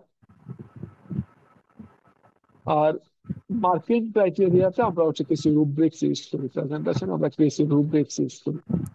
যেরকম রুব্রিক্সে কি কি পয়েন্টের উপরে মার্কিং দেওয়া হয়, অ্যাট্রায়ার ইন্ট্রোডাকশনের উপরে দেখা হয় যে কোন লেভেলে সে ইন্ট্রোডাকশন অ্যাট্রায়ার কিরকম, অর্গানাইজেশন এন্ড প্রেজেন্টেশন, কিভাবে প্রেজেন্টেশনের টপিক সে অর্গানাইজ করছে, কিভাবে প্রেজেন্ট করছে, ডিসকাশন কিরকম ছিল, সাবজেক্ট নলেজ, যে টপিক্স নিয়ে কথা বলতেছে এই টপিক্স এর তার নলেজ কিরকম আছে, অ্যাওয়ারনেস অফ অডিয়েন্স, অডিয়েন্স সম্পর্কে সে কতটুকু অবগত, অডিয়েন্স সম্পর্কে সে কতটুকু অ্যানালাইসিস করছে। দেখা যায় 100 জন অডিয়েন্স আছে একটা হল রুমে প্রেজেন্টেশন দিতেছে, তার জন্য সে যে প্রেজেন্টেশন দিবে 10 জনের জন্য সেম প্রেজেন্টেশন দেওয়ার কথা না। এই জন্য অডিয়েন্সের অ্যাওয়ারনেসটা দরকার, আই কন্টাক্ট কিরকম করতেছে অডিয়েন্সের সাথে, এইগুলো দিলে তার ফুললি প্রেজেন্টেশনের মার্কিং হয়। এই পর্যন্তই। যদি কারো কোশ্চেন থাকে, কোনো পয়েন্ট মিসিং থাকে তো বলতে পারে।